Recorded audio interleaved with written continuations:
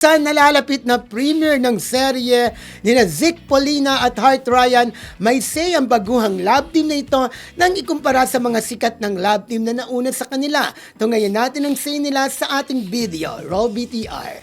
Nyo na after Hell University, kung gaano kasikat na yung mga ibang nauna sa inyo sa Viva One, ganun din ang mangyayari sa inyo? Well, we'll see basically. Tinan natin kung anong opportunities represent sa atin. Pero I'm down with anything naman, with anything that Viva represents our way. Yan medyo mahina daw, pwedeng palakas. Sorry.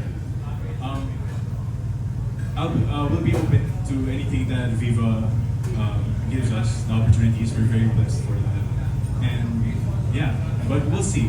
We'll see. Yeah, thank you. What about you, Heart? For me, actually, I don't want to set expectations, but I just really want to do my best and show my best. And Yeah. I'm just really grateful.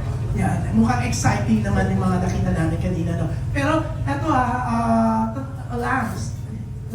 Saan si Lance?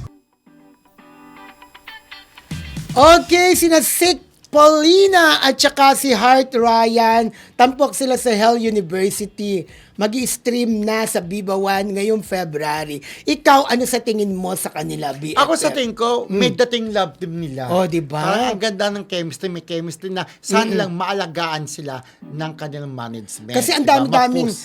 love team sa Viva na sumisikat talaga, kagaya ni na Angela Musni at saka ni Robin Angeles, di ba? Correct. So sana sina Zic at saka sina Heart ay mabigyan din ng puwang. At saka alam ko ang dami-dami na nilang supporters ngayon. Ayan. So, abangan nyo po at tangkiligan ang bagong love team sa Philippines Showbiz.